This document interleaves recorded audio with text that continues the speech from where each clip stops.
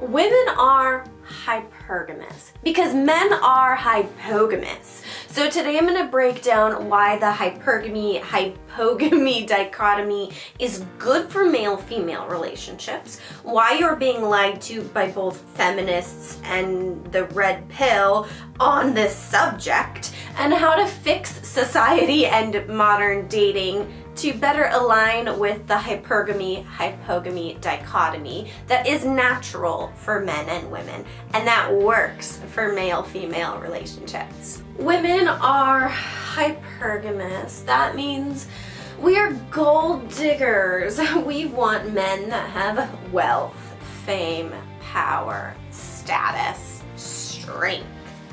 We want resources from men. And we want more resources than we have. We want more strength than we have. We want more power than we have. The problem with the way society has framed women are hypergamous, mostly by right-leaning channels of media, such as the red pill, blue pill movement, is that does not mean women are gold diggers.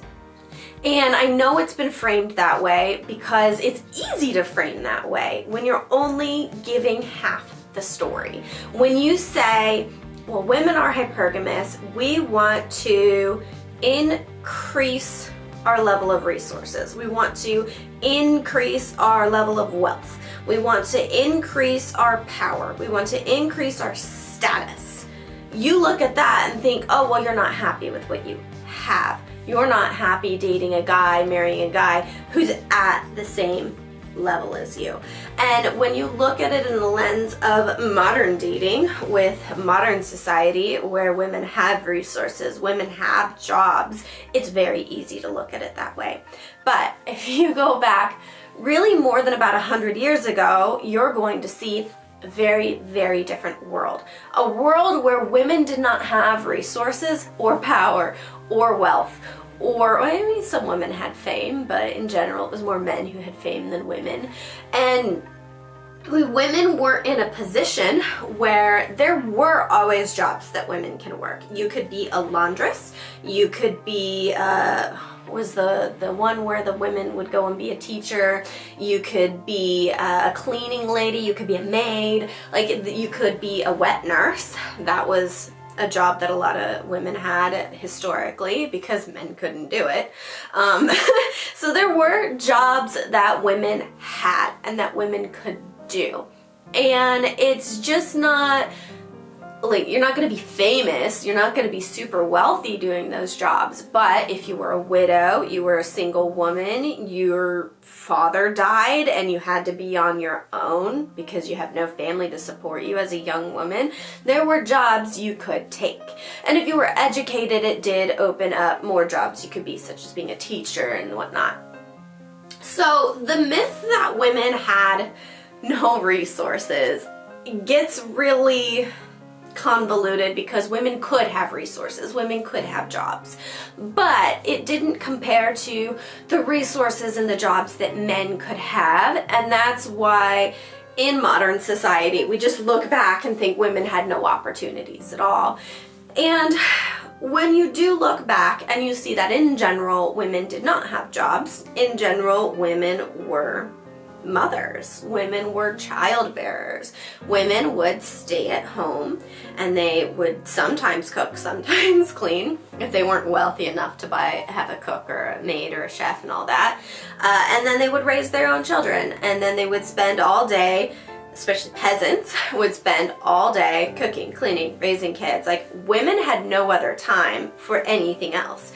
And there's actually one of my favorite idioms is women's work is never done, because historically for the average household, a woman was working hard at home. She wasn't getting paid for it. And today we say, oh, well, there's an inequity in that labor because you're not getting paid for it. But the reality is that work has to be done. Now, if you're going to go to work now, you're going to have a job and you're going to pay to be able to have somebody else do your laundry, be able to buy pre-made food that you just heat up in a microwave, be able to buy a microwave that's already built, be able to have electricity, be able to pay for all this stuff that makes your life easier, that makes it so you don't have to have a women's work is never done. Like, you can pay and have your work done if you actually have a job now. And it's been distorted. The roles of men and women in relationships has been distorted. And so when we look at a history of, well, women were hypergamous, to where a woman would gain a dowry when she was married off, because a woman didn't have any resources to give to the relationship other than being a childbearer. The man would have to provide the resources. He would have to prove the resources, and he would have to provide a dowry to show that he could afford this woman. He could afford to have her children. And make no mistake that women are a resource, and they always were a resource, but even more so now, women are still a resource because men like women. Right? Men love women.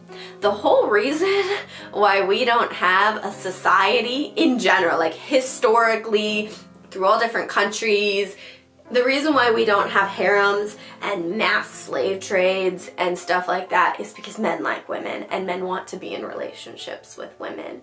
And so that's why men, it's not that they want to be taken advantage of by women. It's not that they want to just have women take all their resources. It's that men want to make resources. Men want to earn those resources. Men want to get those resources so that they can earn women as an additional resource. And so when you take that into consideration with modern society, when you take away the desire for resources, which is women's desire from men, right? What we want from men, we want a father, we want resources so you can be a good father, we want resources so you can provide for us a bit too, right? We want to have at least the same standard as we grew up with, and we want strength and power, status, so that you can defend us when we're pregnant with babies or walking around with tiny little babies. Like, we need to be protected because we're vulnerable in those states. And yes, modern society of having laws in place and outlawing certain criminal activities, having a police force, women are a lot safer during pregnancy. We're a lot safer with having small children than we used to be. So maybe we don't need that as much anymore. But we still want it, right? Even though women can work, we still want a man who makes more money than us. We still want to be able to step back from that job and be able to take care of our children. We want to be able to be protected, even in a country of laws, even in a state where women don't have to worry about being eaten by a wildebeest in the middle of the night. We still want to be protected. We still want the same things that we have always wanted from men. And yes, we want more than we have from ourselves. We want more than we're capable of getting ourselves. And the problem with women being hypergamous is that women have too much these days. We have too much access to provide for ourselves.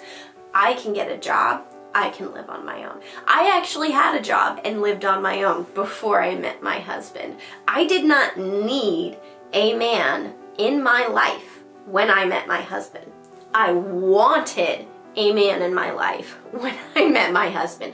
That's why I'm married. Now, when it comes to children, is another one that gets kind of convoluted. Women do not need men to have children these days. Yes, we still need the sperm, but we don't need men in our lives. You can go to a sperm bank, you can get in vitro fertilization, you could have a one-night stand with a guy who you never see again and just get pregnant from that and have the baby. You can get married and have kids and then divorce your husband. Like, you have options to where you can be a single mother. And those are viable options these days for women who have jobs and who have good jobs, especially if they can provide childcare through daycare or through like family members, like a mother or sister or something like that. So when you take it to when you get society to the point where women can have jobs, we don't need resources from men to have jobs and to survive. We can have our own children. We can raise children without a man around. And realistically, we have a police force. We have a country of laws. We don't need to be protected. That really destroys the value that a man brings to a relationship, unless he can provide you more than you already have on your own. And that's why we see the picky women. That's why we see outlandish standards for women. That's why we see women saying a man needs to make $1 million a year to be, you know, wealthy, or even $100,000 a year, because that's more than most men make. It's more than most women make too. It's that we don't need a man. We want a man. So we want you to be a higher standard than what we can provide for ourselves. And that is not a bad thing. It's a good thing, because that means we still want men in our lives, even though we don't need you.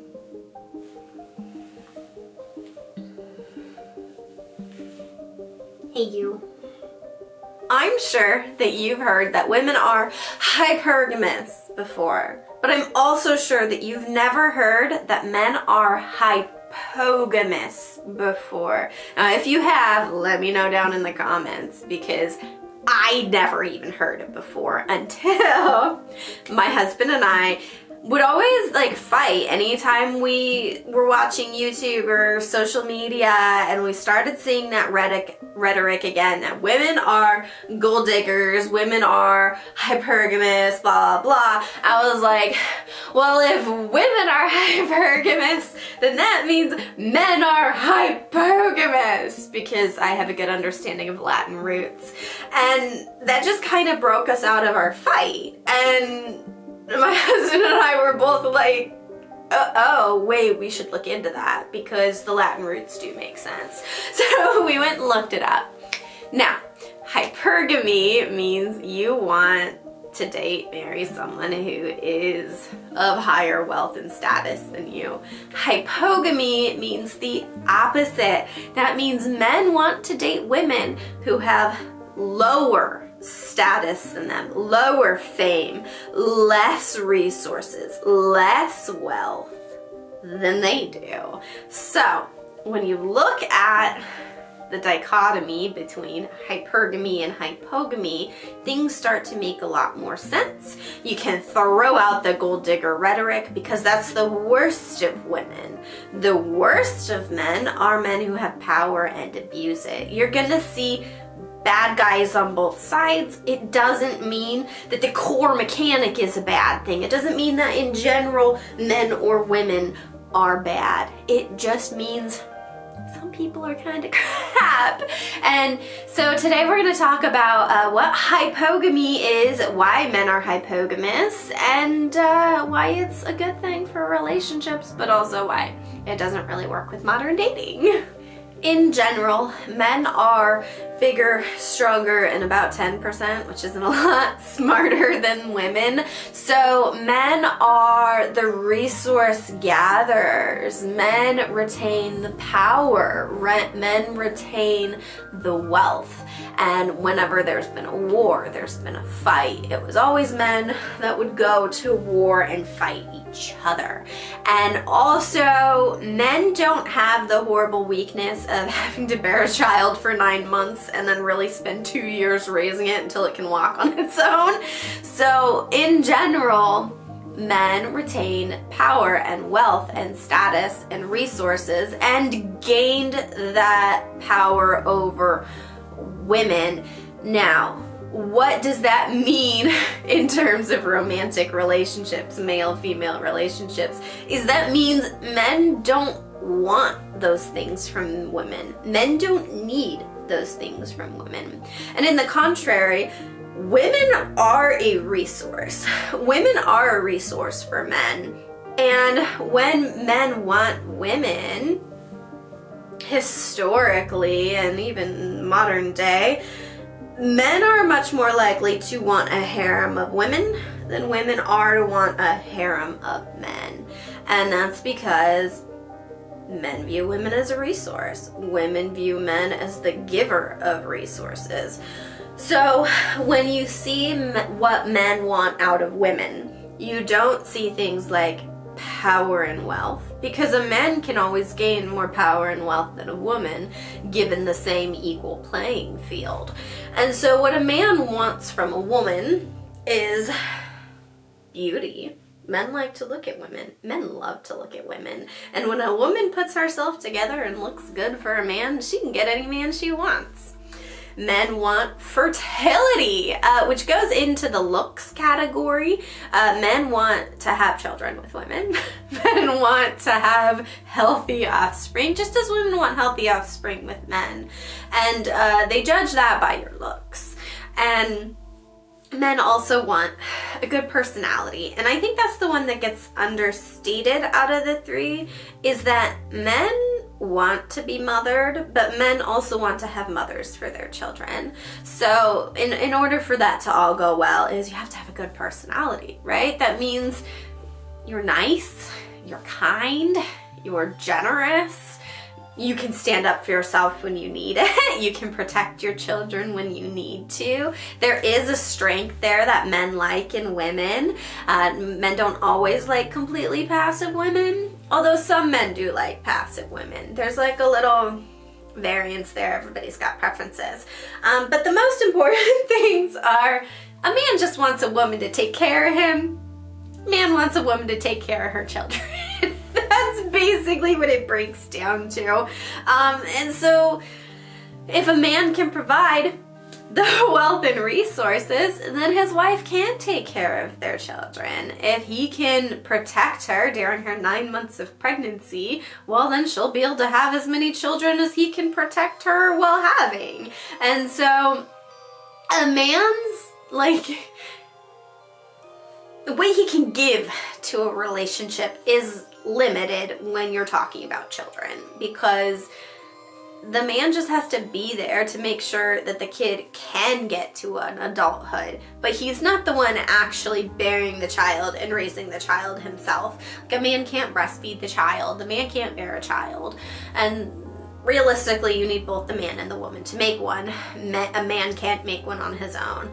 And like I said, with women can get in vitro, men can get a surrogate, but it's a lot longer of an investment for a man to hire a surrogate to have a child.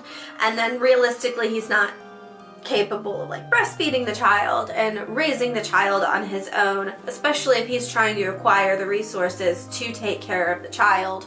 And you'll get to a point where there's enough money where you can, and you'll also get to the point where some guys will have the harem. Some guys will have multiple baby mamas. Now we look at Elon Musk, Nick Cannon, but you don't have to be super wealthy for that. I actually worked with a guy who had 5 baby mamas, and he was just super into that. He described all of the women he's dated as nasty, and he wasn't very wealthy. He was a garbage man, but guys can make it work, right? What does this guy want? What do the wealthy guys want? What do the poor guys want? They want women and children, right? They want the same things. And whether they have a lot of money, whether they don't have a lot of money, as long as they can provide what the women are wanting, it works. Now, why is that hypogamous? Why does that work? So when you look at a man who is very wealthy, well, he can get women who start at a higher wealth status, but he can also get all the women below that.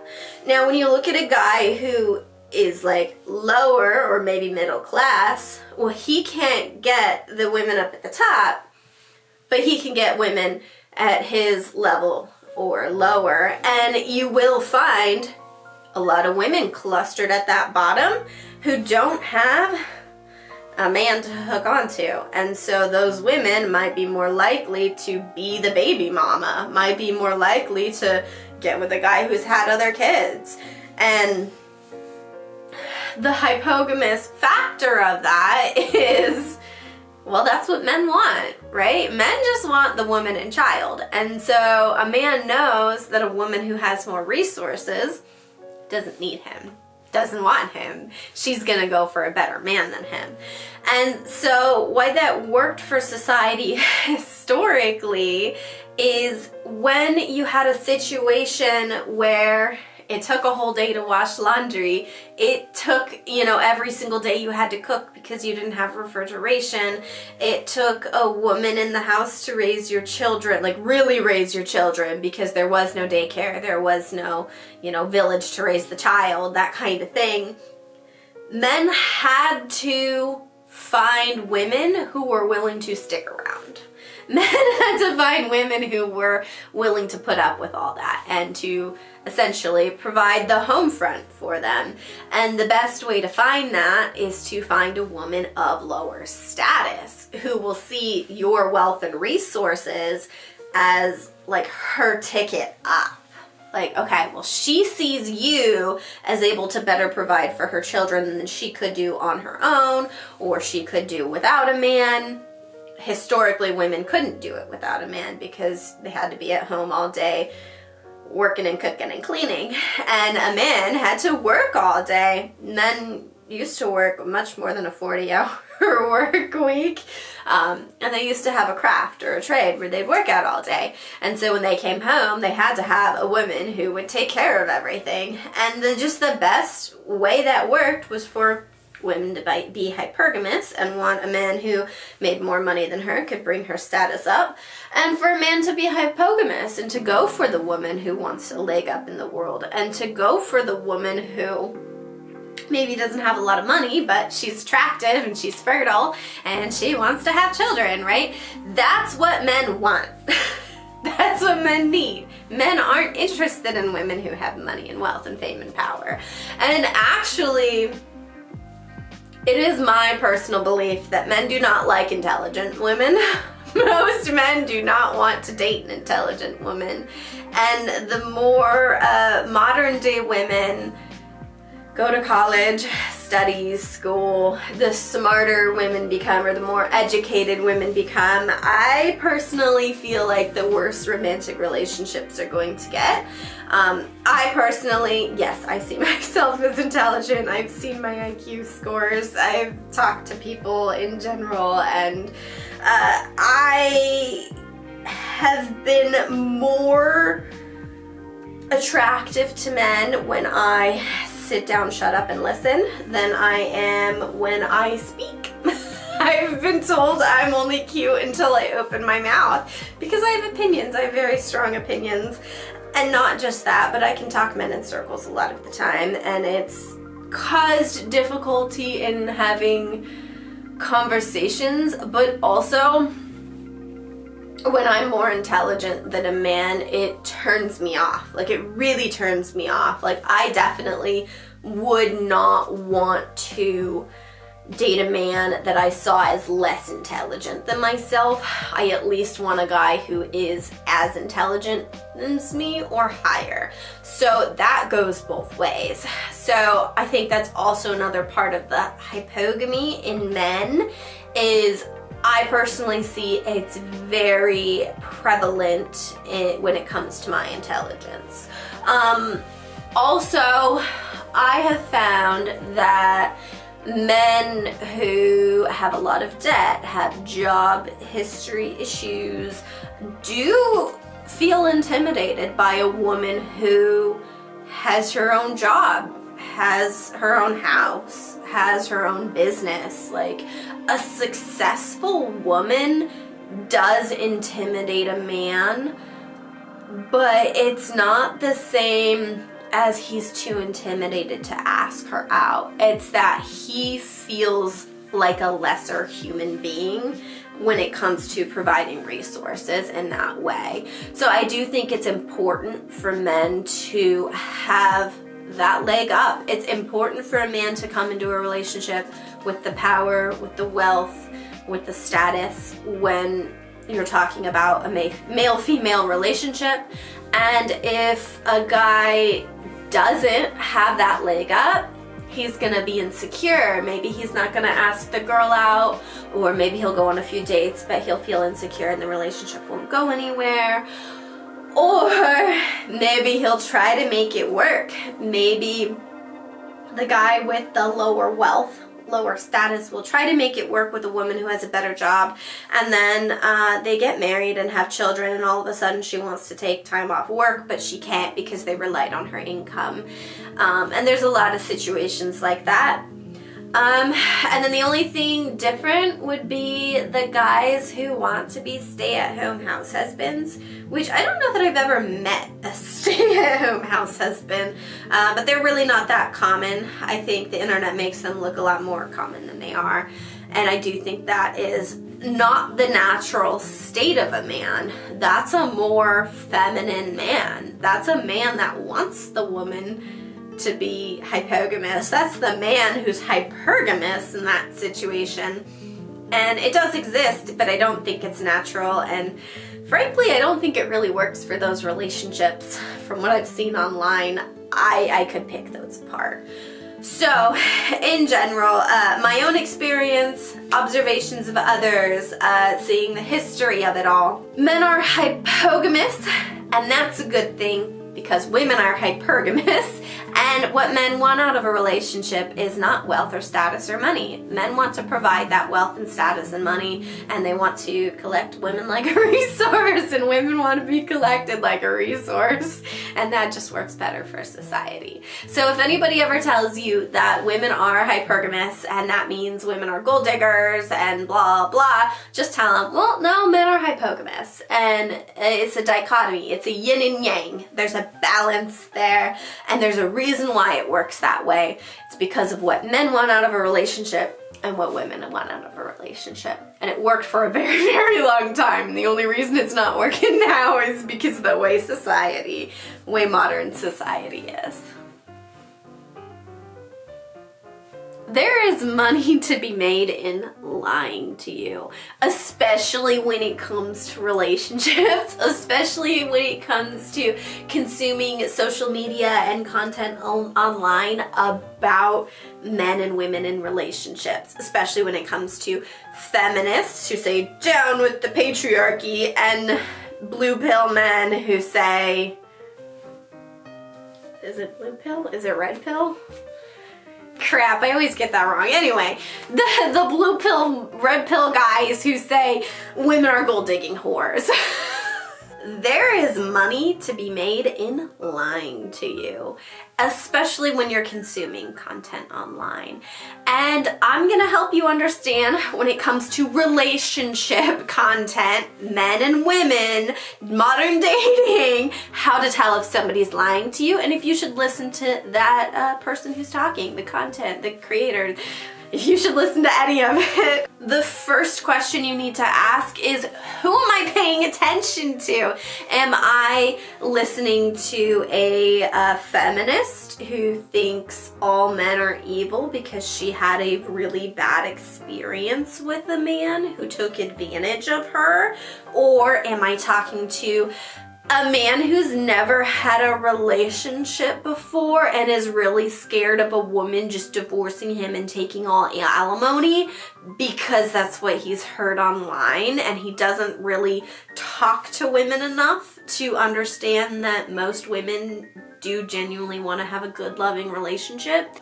Or is it somebody like me who is married and has a successful marriage, has a good track record with relationships, has a commitment to the relationship, and actually likes the opposite sex? So I think that's a really good question to ask when you are consuming relationship content.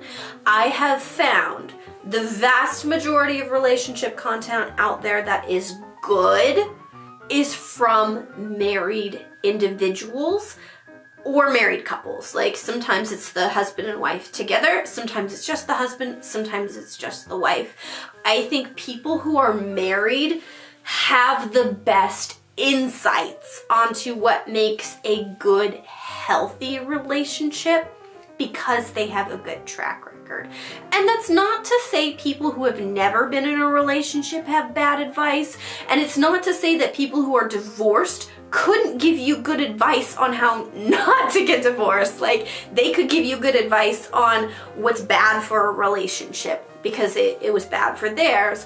Or people who are single could give you good advice on what, to look for, what their strategy is to look for. So like, you can get good advice on all aspects of the spectrum.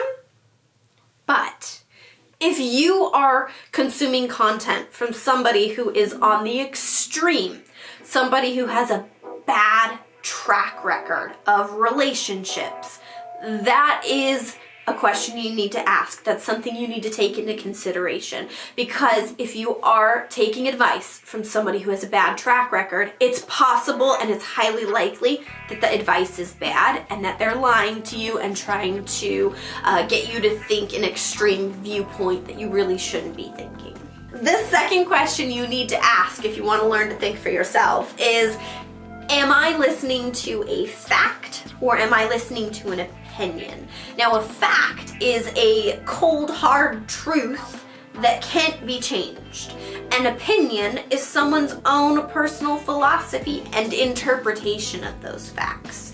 Now, when you're consuming relationship content online, a lot of that gets blurred.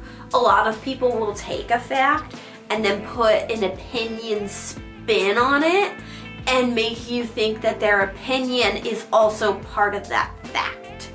So, an example could be, it is a fact that half of marriages end in divorce.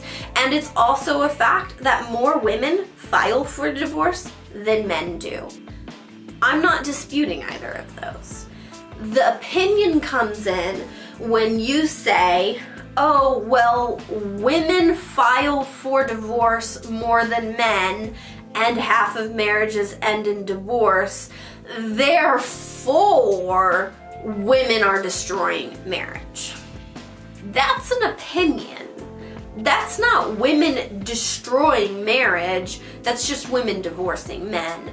What is destroying the marriage could be infidelity and money issues. Those are the two biggest reasons women or anybody files for divorce. So if you look at, well, what if half of men cheated, or half of men gambled all their money away, or a quarter and a quarter, and then, the women that filed divorce had a reason to file that divorce.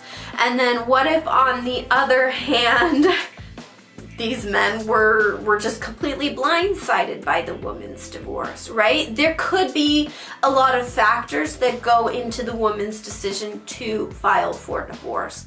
It doesn't mean the woman is ruining the relationship, right? What if that woman wanted to go to therapy first and the man refused to go to therapy, so she just filed for divorce instead? Like, there could be a lot going on there. So if you're looking at a fact and then someone tries to interpret that fact in a certain way to make you think something that it doesn't mean, that's somebody who is either lying to you or trying to slant information. And I don't think it's bad to watch content creators that do have opinions. I think it's very good to have opinions. That's what makes it more entertaining to watch one content creator than another, or to watch multiple content creators, because you can get different viewpoints on things. You can get different opinions.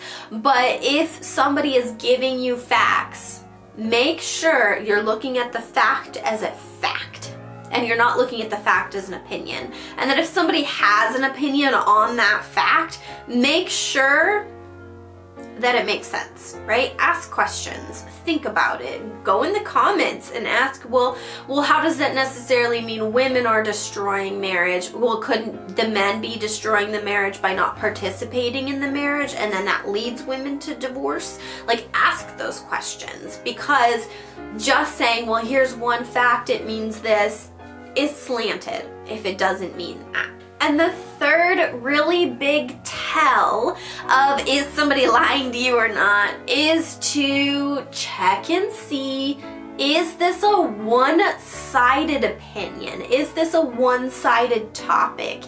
are you being given all the information you need?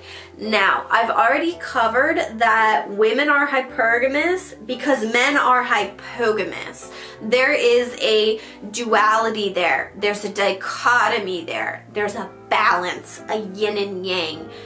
Women want men who make more money than them. Men want women who make less money than them. So if you're ever online and you hear men saying, oh, well, women are gold diggers, that makes them whores, blah, blah, blah, and they don't say, well, men are also hypogamous, that's a one-sided view. You're not getting the full information there. You're listening to somebody who is trying to slant information and is trying to convince you of something that you don't need to be convinced of, and you need to question that. You need to question that thought process.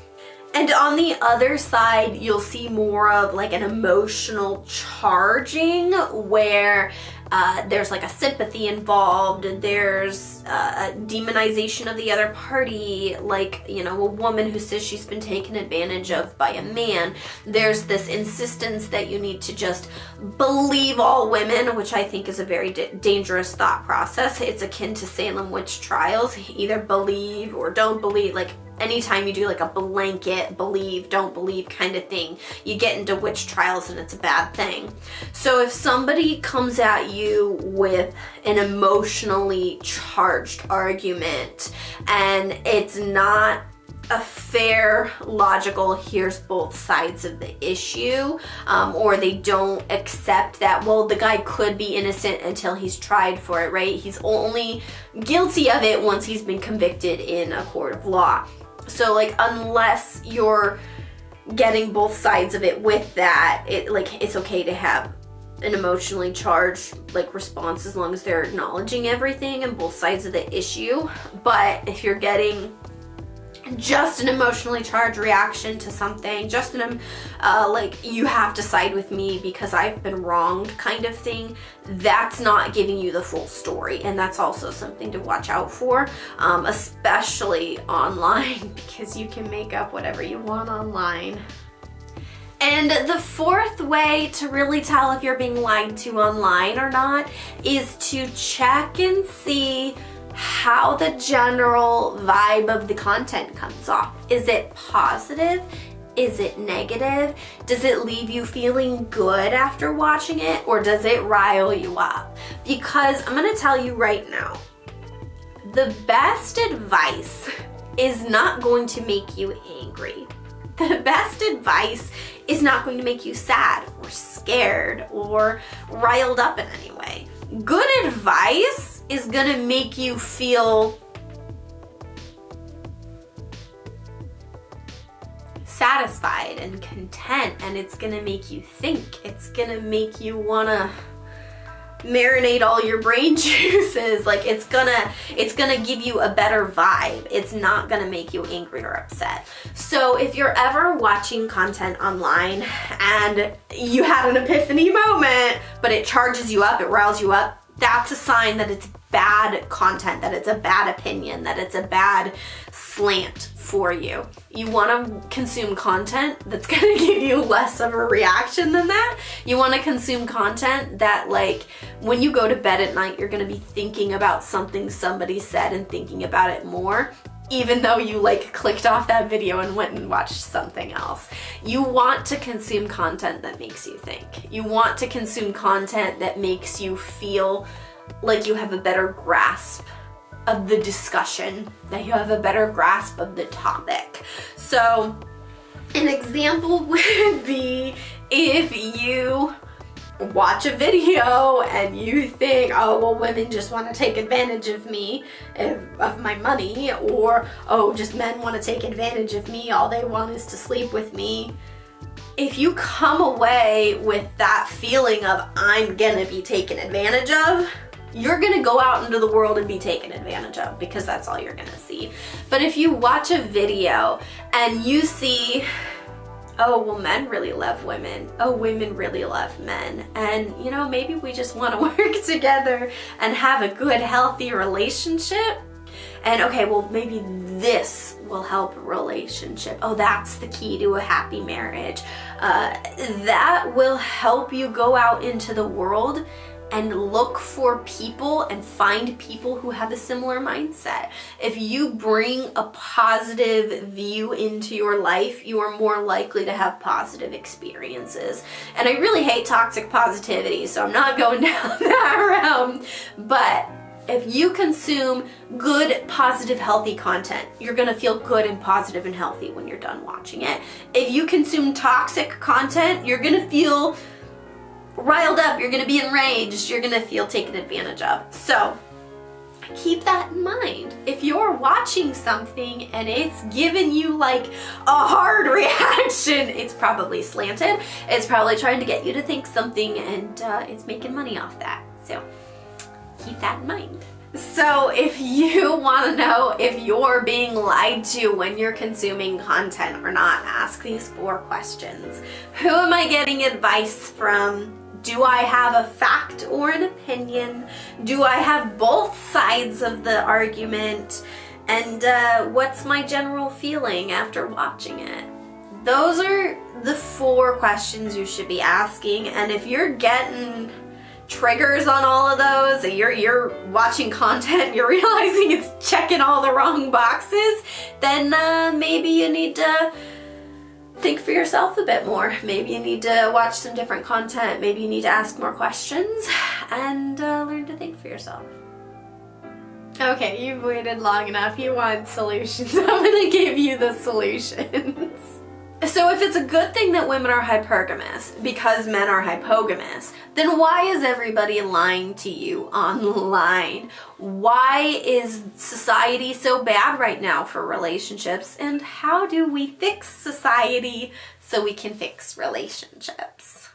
If women are hypergamous and men are hypogamous is a good thing, then why are so many people lying to you about it? Why is there so emotionally charged rhetoric online involving male-female relationships today? And how do we fix it? The reason why so much relationship content online these days is so one-sided and extreme and aggressive towards the opposite gender is because people are lonely, all right? Men like women, women like men. We like to have relationships. We like to get married. We like to have children with each other.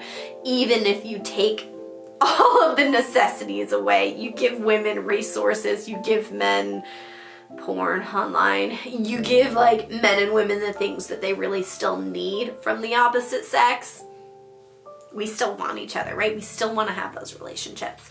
And the problem is that millennials and Gen Z are the loneliest generations and have lower marriage rates, have lower relationships, and I think at a certain point we have worse quality of relationships. But also, society doesn't want us to get married and have children, right? Society wants us to be kind of independent and just make money and not have kids and care about the environment or care about people's issue, care about men's rights, women's rights. There's no caring about the children. There's no caring about having a good relationship anymore. And it's just gotten so convoluted, and people are angry and people are upset and they're lonely. And when people are lonely, they lash out. But the problem is that we don't talk to each other. There's a breakdown in communication, especially between men and women, but just in general. Millennials, we text, we go online, we surf the web. We don't really get into friend groups the same way that our parents did, right? Gen Z is even worse. Everything Gen Z was online, especially during like 2020 to 2023. There was a breakdown in even friendships at the time because people weren't allowed to see each other. And that leads to loneliness. Right? We have a very isolated, lonely couple of generations, Gen Z, Gen millennial, and probably Gen Alpha is gonna be pretty lonely as well. Now, when people are lonely, it's really bad for the psyche. Like, it's not good for people to feel so alone all the time. And it's not good for people to obsess about others. Now, when you take a man who is afraid to ask a woman out, or you take a woman who's had like so many bad relationships, she just doesn't want to engage with men anymore, you end up with people who montage in their heads, right? They come up with fantasy relationships. Maybe they meet somebody in real life who doesn't know they exist, and they like think about their perfect life together. Oh, here's us getting married. Here's our children. This is what life should be like. And then when they actually meet each other, this person has no interest in them, or even worse, turns them down, and like then it feeds into a really negative cycle. And the way to like counteract all that is to talk with each other, right? We need to have more friends. We need to have more social relationships. And I'm one to talk. I don't have a lot of friends. I've moved different states a lot, and I don't have any friends in the state I currently live in. I get it. It is lonely. We need more friends. I need more friends. And then with having more friends, well, then maybe we can start talking to the other gender a bit more. Maybe we can start talking to people that we don't get along with more. Maybe we could even have a civil discussion with people with alternative viewpoints. Like, that would be something. We need to be less sensitive when it comes to alternative viewpoints. That's for sure. Something about social media has become so extreme. Like, you are like the strongest viewpoints, the most extreme viewpoints are the ones that get the most attention, and like the moderate ones in between don't seem to get as much like virality online. And I think that's also led to, you know, people who consume content are going to consume what they're being given. So they're consuming extremism, and that is then creating echo chambers on both sides of the issue and making people more extreme. So you're lonely, you don't know how to talk to people, and now you're being fed extreme rhetoric. Like, that's a recipe. That's a recipe for people who aren't gonna get along. That's a recipe for a whole generation that's not gonna be able to get married and have children.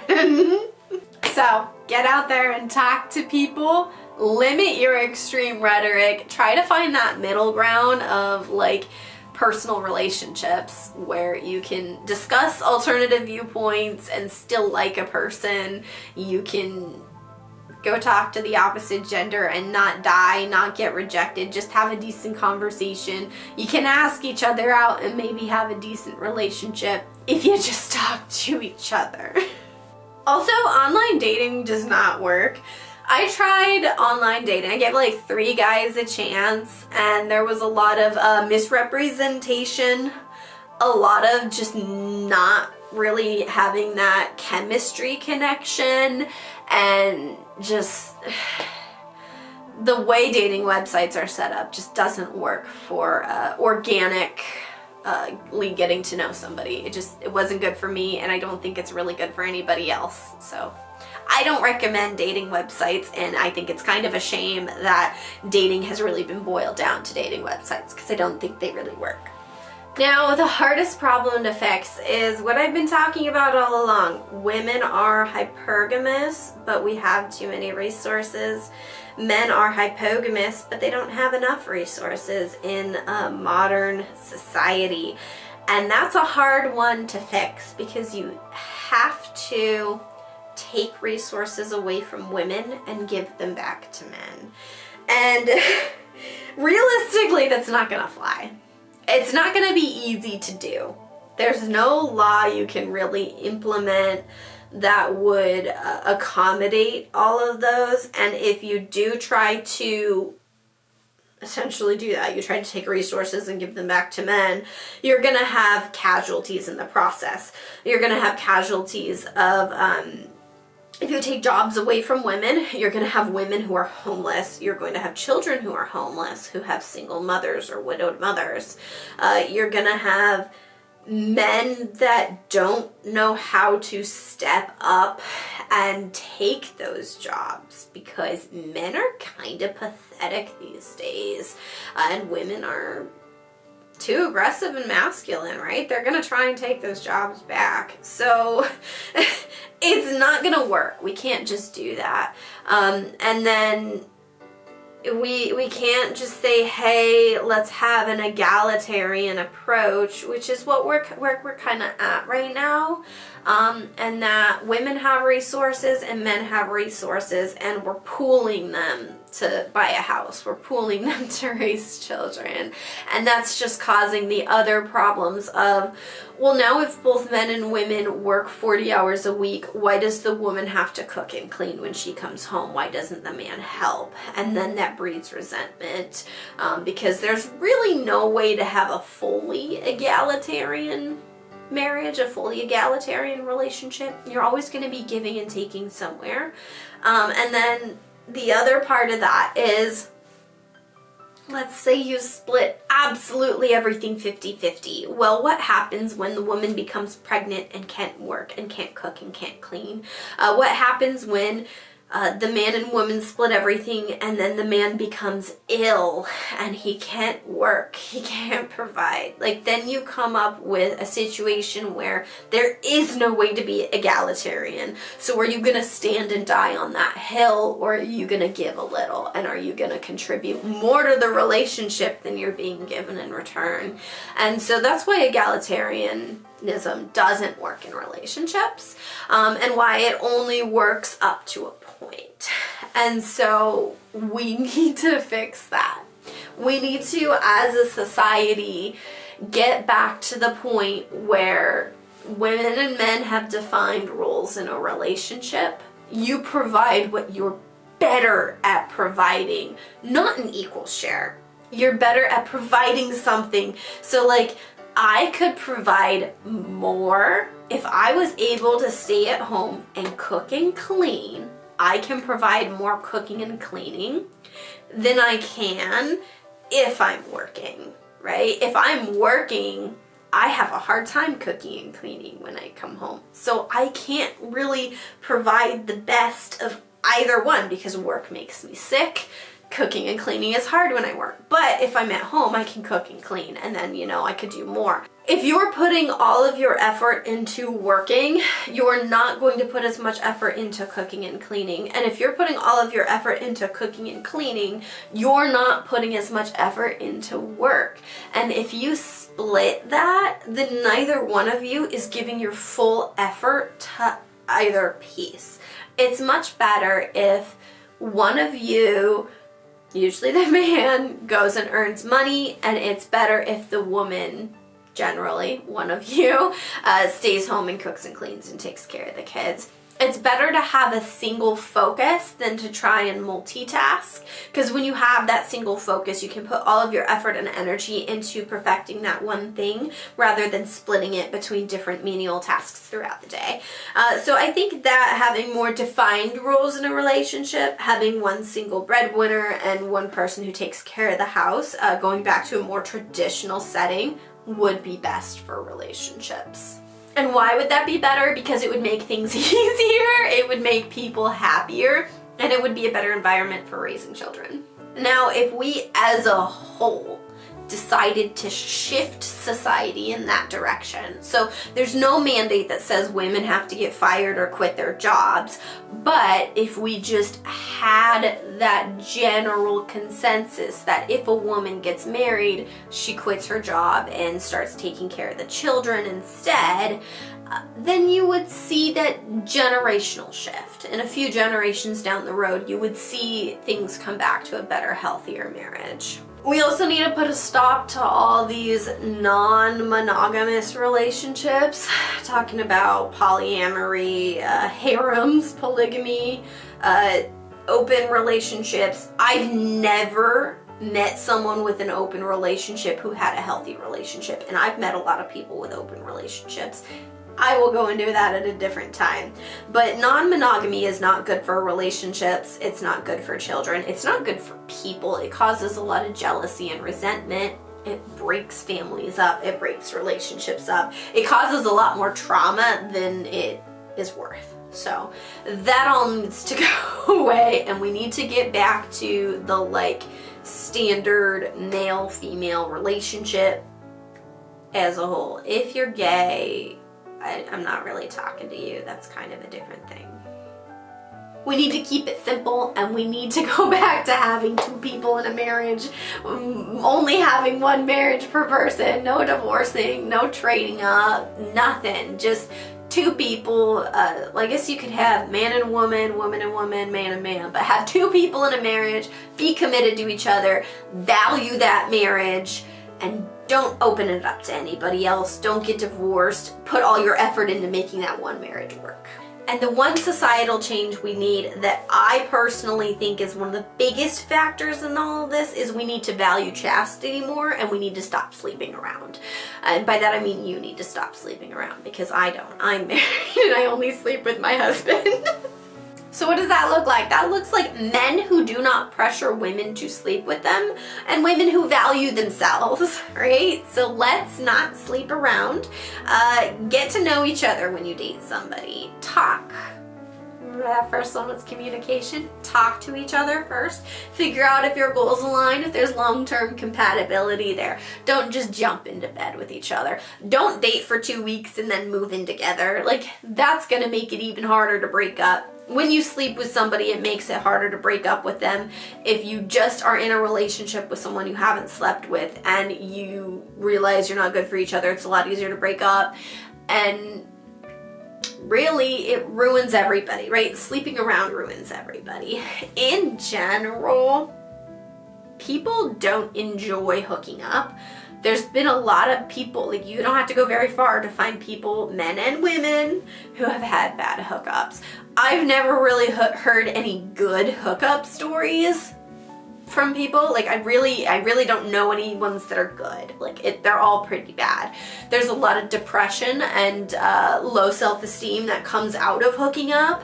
It ruins your ability to pair bond, which is super important for a good, healthy relationship. And that's men and women. It does affect women more, but it affects both men and women. So there's a lot of reasons that sleeping around is bad for you, and I think people all need to have a little more restraint with that.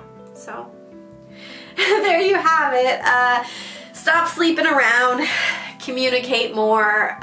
Women need to give up some resources to men so that men are more attractive to us, and then value that marriage, that men and women relationship, rather than that just straight across the board egalitarian relationship. That's how we fix society, and that's how we fix marriage. It's how we fix relationships in modern dating. No one said it was gonna be easy, okay? You're gonna really work at this. You gotta really commit to it, and you gotta do it consciously. You gotta think about this and do it consciously. Thank you for watching my video today. Hit the like button, hit the subscribe button. If you want more relationship content from me, let me know down below in the comments. I am a married woman. I have a lot I could say about dating and relationships, and it's gonna be good advice because I have a healthy marriage. So, leave a comment down below. I'll see you all next time.